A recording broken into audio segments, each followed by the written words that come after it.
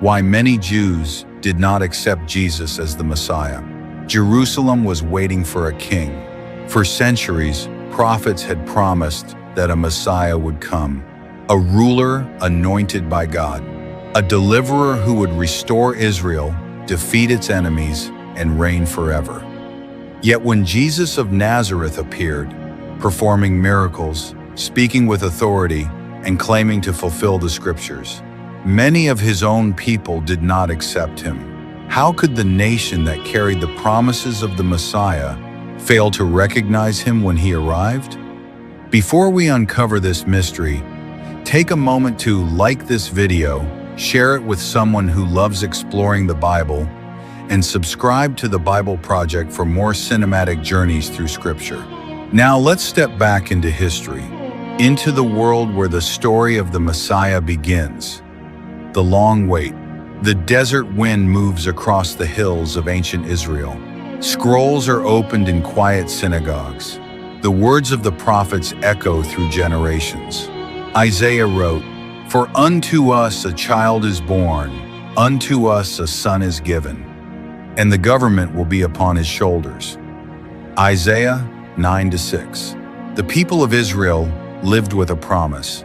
One day, God would send the Messiah, the Anointed One. He would restore the kingdom of David. He would bring justice to the earth. He would rule with righteousness. But centuries passed. Empires rose and fell. Babylon, Persia, Greece, and finally, Rome. By the time of Jesus, Israel was no longer a free nation. Roman soldiers patrolled the streets of Jerusalem. Heavy taxes burdened the people. And everywhere, the question burned quietly in the hearts of the faithful. When will the Messiah come? Different expectations. In the first century, Jewish society was not united in one clear expectation of the Messiah. Different groups saw the future differently. The Pharisees studied the law carefully. They longed for a Messiah who would restore obedience to God's commandments. The Zealots dreamed of revolution. They wanted a warrior king who would overthrow Rome with power and fire. Others imagined a royal descendant of David who would rebuild Israel's political kingdom. The prophets had spoken of a glorious ruler, a king, a judge, a conqueror, but they had also spoken of something else, something far more mysterious, the forgotten prophecy.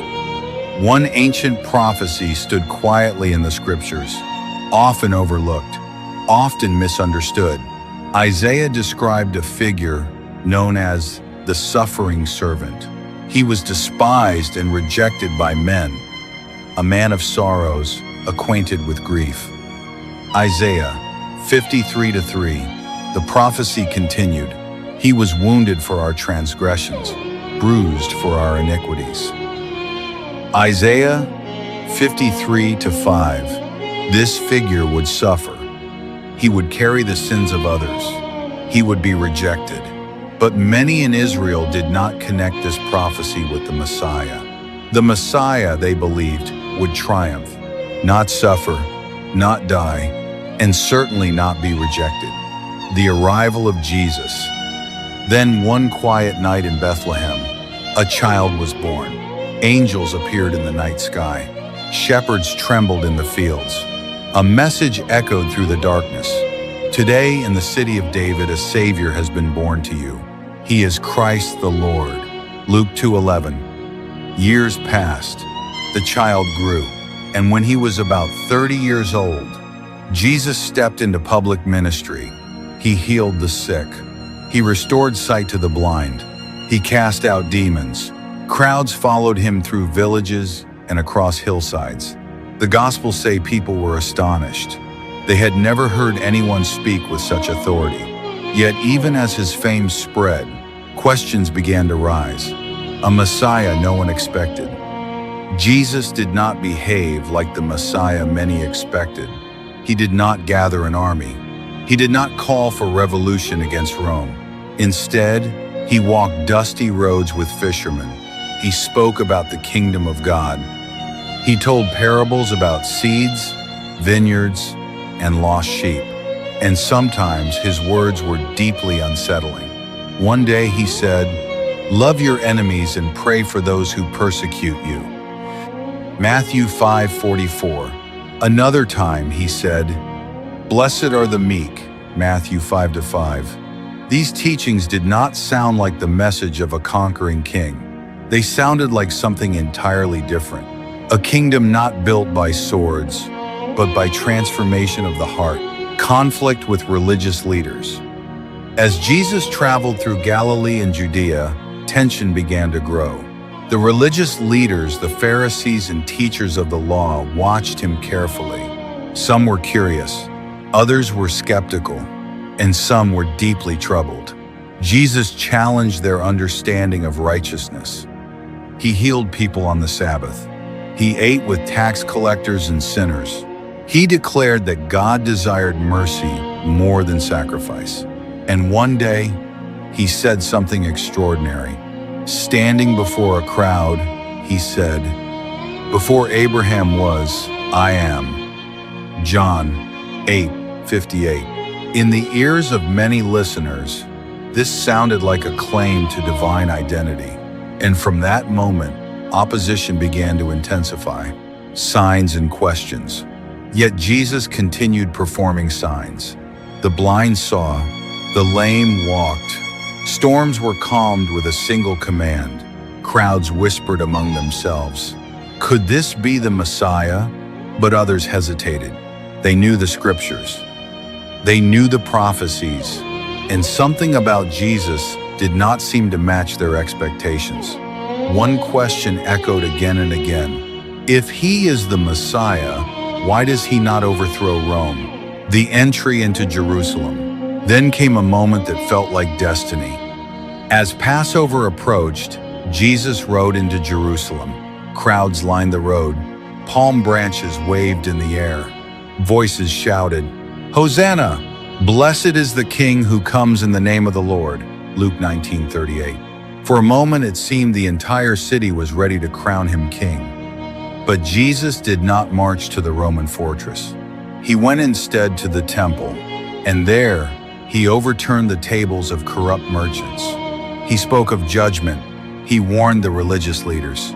The tension grew thicker by the day, the unthinkable. Then something happened that shattered every expectation. The Messiah was arrested, not in battle, not on a throne, but in the darkness of a garden. Soldiers seized him. His disciples fled. Religious leaders accused him of blasphemy, and Roman authorities sentenced him to death. To many observers, this confirmed their doubts. How could the Messiah be executed? The law itself declared, "Cursed is everyone who hangs on a tree." Deuteronomy 21:23.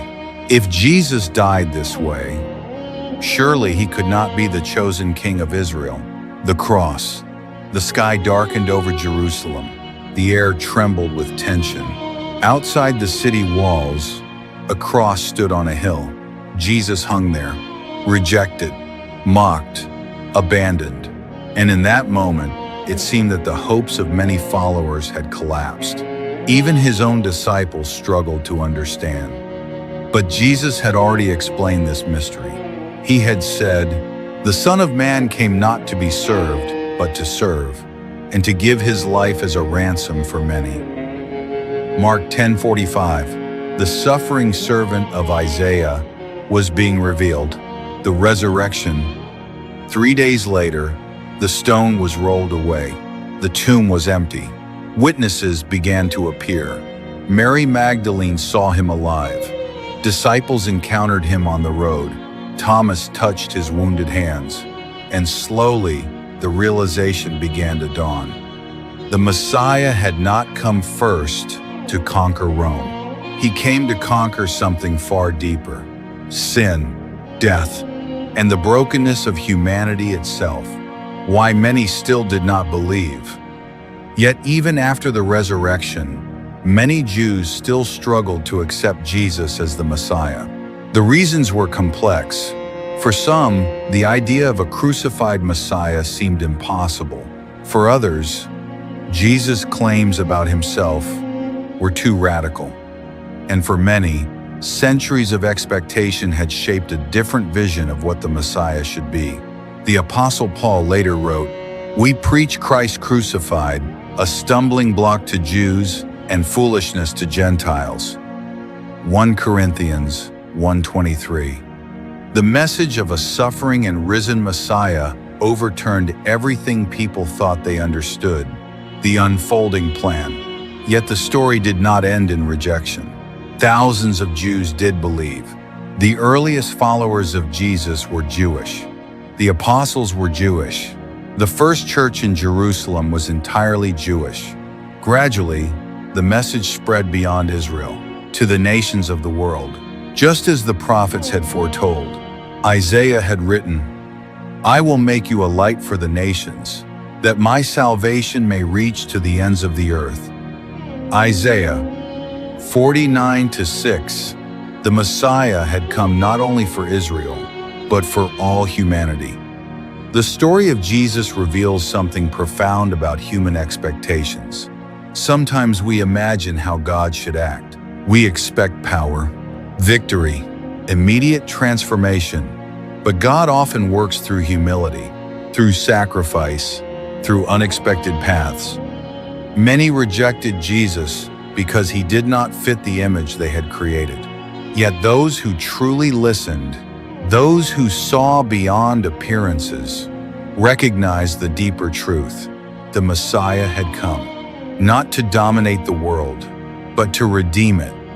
If this journey through Scripture helped you see the story of Jesus in a new way, subscribe to the Bible Project for more cinematic explorations of the Bible. Because the story of Scripture is not just ancient history. It is the unfolding story of God's redemption for the world.